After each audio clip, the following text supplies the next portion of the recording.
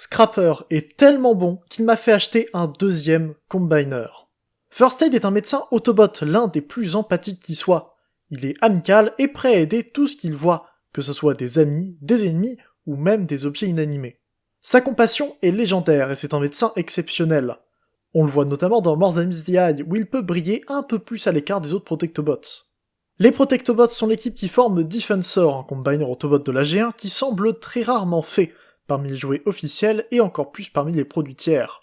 Mais Ocular Max s'est intéressé à l'équipe, et a réussi à produire un Defensor complet, que je commence à présenter aujourd'hui. Medicus est le nom donné à First Aid par Ocular Max. Je présente la version jouée qui diffère de la version cartoon par quelques couleurs, des détails de stickers du jeu original et une nouvelle tête. La boîte est très jolie, et montre des rendus et des photos de ces trois modes dans un style de boîte G1 qui va même jusqu'à avoir une bio et des tech specs.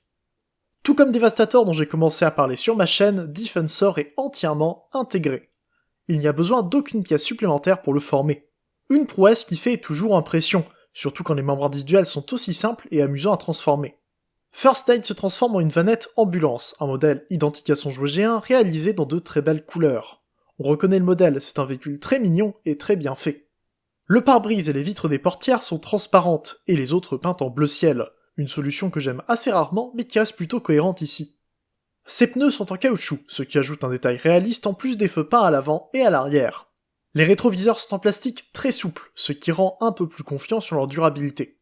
Ils auront la place de loger dans le robot, donc il faut seulement faire un peu attention à ne pas trop appuyer dessus dans ce mode. J'adore la ligne rouge sur le côté de l'ambulance, qui reprend l'autocollant du jouet G1. Et justement, le voici à côté de son homologue d'il y a 40 ans. Oui, mon First Aid G1 a bien jauni, mais c'est suffisant pour la comparaison. Pour une figurine style cartoon repeinte en version jouée, First Aid Ocular Max est réussi. Et ça vient du fait qu'il ne cherche pas à être trop cartoon en mode alternatif. Les Ocular Max gardent un style de véhicule réaliste, qui leur permet de rester proche des jouets lorsqu'il le faut. Et ça lui permet de passer particulièrement bien avec Groove G1, qui semble être à l'échelle avec lui.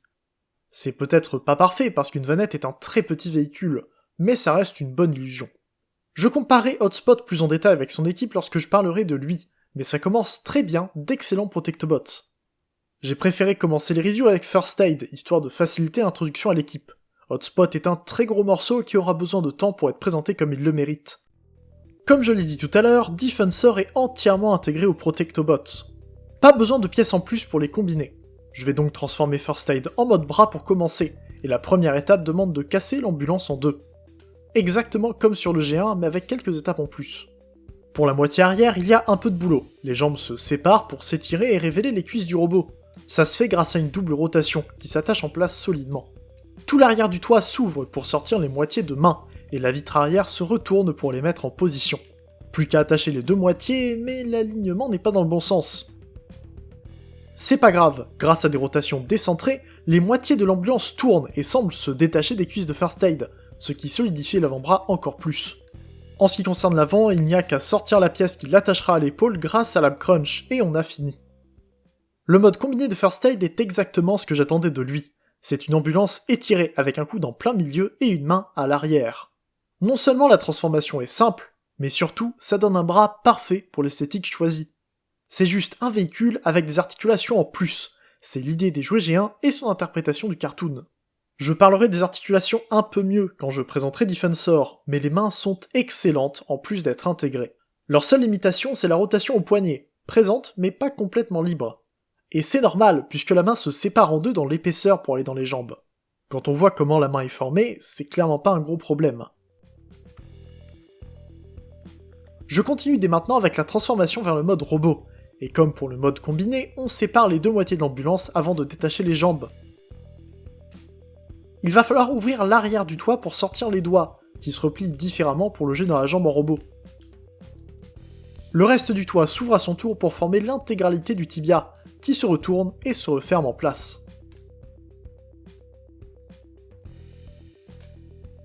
Dans l'idée, c'est un simple retournement de tout l'extérieur de l'ambulance alors que l'intérieur ne bouge pas. On dirait des étapes un peu complexes pour un résultat simple, et pourtant ça se fait vraiment facilement. Aucun problème de manipulation, et les pièces ne se bloquent pas les unes dans les autres. On a la place de le faire pour un résultat vraiment bien fait. Et bien sûr, à la fin, on n'oublie pas de glisser les cuisses vers l'extérieur.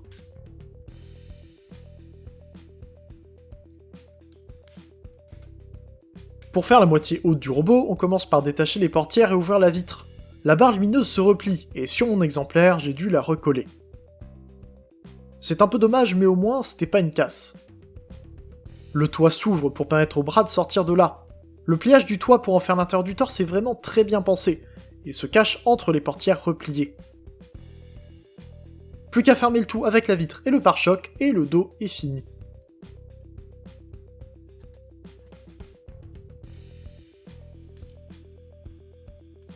Concernant les bras, c'est très simple, on déploie les coudes, puis les mains.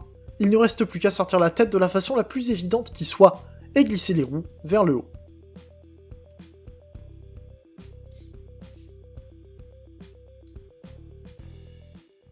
Et First Aid est une réussite. Il est pas parfait, mais quand en mode alternatif, il a un côté mignon que j'aime beaucoup. Et si je dis qu'il a des défauts, ça ne vient que des articulations, qui ne sont pas toujours au niveau des masterpieces les plus récents, mais qui sont loin d'être mauvaises. Sa tête est différente de la version cartoon, avec un masque plus large et une visière plus fine. Les couleurs sont différentes, avec du blanc sur le masque et de l'argenté sur les yeux, ce qui est assez rare pour être remarqué. En plus, le plastique rouge est un peu orangé, ce qui est, en fait, parfait pour coller au jouet. Et justement, une autre comparaison avec First Aid G1 s'impose.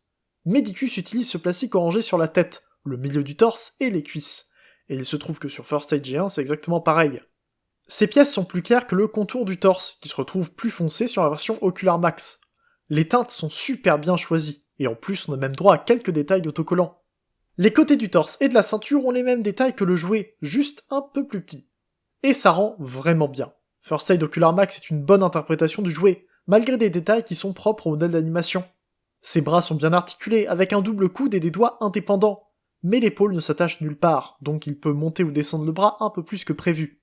C'est pas trop grave, mais c'est bizarre. Cet axe est moins solide que celui qu'on est censé utiliser pour bouger le bras vers l'extérieur, donc ça peut parfois gêner. Ces deux armes se positionnent dans une encoche dans la main, mais c'est clairement pas une connexion solide.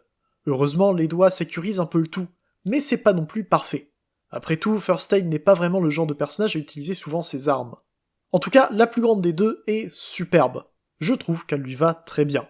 Pour rappel, ce sont ses deux seuls accessoires, et je trouve qu'ils lui vont bien. C'est au niveau des jambes que First Aid est moins bien articulé que d'autres masterpieces de la même taille. Pas au niveau du bassin, par contre. Il a un ab crunch sur Ratchet, une rotation, des hanches permissives et des jupettes qui bougent pour laisser de la place. C'est les genoux qui peuvent poser problème. Ils sont solides, mais ils sont un peu hauts et ils ne plient qu'à angle droit. C'est déjà très bien, et ils sont parfaits comme coude pour Defensor. Mais on pourrait peut-être en attendre plus si on connaissait pas le mode combiné de First Aid. Parce que oui, on peut trouver des défauts à la figurine. Mais vu qu'ils se combinent, je pense qu'on peut les mettre de côté. First Aid aurait été considéré comme très bon, même s'il n'avait pas eu une main entièrement cachée dans ses jambes. Et parlant de la main, on peut pas vraiment deviner qu'elle est là. Grâce aux glissières et aux panneaux internes, les doigts sont invisibles dans ce mode, et les jambes sont très bien fermées. C'est simple, mais ça fonctionne, et l'espace disponible dans chaque mode est utilisé et rentabilisé. Pour finir sur le tour du robot, les pieds peuvent bouger vers le haut et le bas, en plus de la rotation de la cheville. Et le dos est propre, avec quelques pièces du mode alternatif, mais c'est loin d'être un défaut. Et justement, j'ai envie de parler un peu de Keyboll. J'adore la façon dont First Aid se transforme.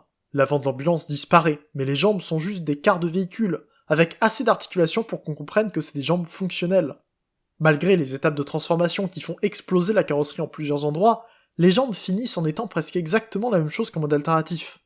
Une traduction du jouet G1 qui permet d'avoir à la fois les articulations et le mode combiné. Avec tout ça, on pourrait s'attendre à une manipulation fastidieuse, mais il n'en est rien. Ce qui est génial avec Ocular Max, c'est qu'on a un résultat exemplaire pour une manipulation qui donne envie d'y revenir. La transformation de First Aid n'est pas seulement réussie, elle donne envie de la faire et de la refaire. La qualité est bonne, les articulations sont solides et douces en main, et les matériaux ont l'air durables. Il n'y a qu'un seul Ratchet sur toute la figurine, et c'est son ab crunch. L'absence de cran donne un sentiment de confiance et de simplicité qui ajoute au fait que First Aid soit si agréable en main. Une réussite en toute élégance en fait. Si je devais résumer ce que je pense de First Aid Ocular Max, je dirais qu'il est aussi plaisant qu'il est beau. C'est une figurine qui réussit tant sur l'étagère que sur un bureau comme figurine à manipuler sans forcément y faire trop attention. En gros, s'ils ont choisi d'appeler leur gamme Perfection Series, je trouve que c'est pas pour rien. D'ailleurs, leur sous-titre c'est l'art de la transformation, et là aussi je trouve qu'ils l'ont pas volé. Malheureusement, la version jouée de First Aid commence à se faire rare. La version cartoon vaut un peu moins de 100€ et sera rééditée plusieurs fois, mais pour la version jouée, il faut chercher un peu. Je remercie KG pour avoir passé le lien de l'annonce sur Capotoys il y a quelques semaines. J'aurais presque dû payer 200€ pour First Aid sans son aide. En tout cas, je recommande absolument le mold tant qu'on a un petit attachement à une ambulance Autobot, et si on veut, une bonne figurine. Merci à vous d'avoir suivi la review, j'attends vos retours en commentaire. Je continuerai le tour des Protectobots avec Streetwise, mais peut-être pas tout de suite. Donc, je vous invite à vous abonner pour ne pas louper les futures reviews sur cette excellente équipe. Et vous pouvez rejoindre l'Arche sur Discord si vous voulez voir l'avancée de Defensor dans ma collection. On se retrouve bientôt pour une prochaine vidéo, c'était Ider, fin fort jour, fin fort jour, salut.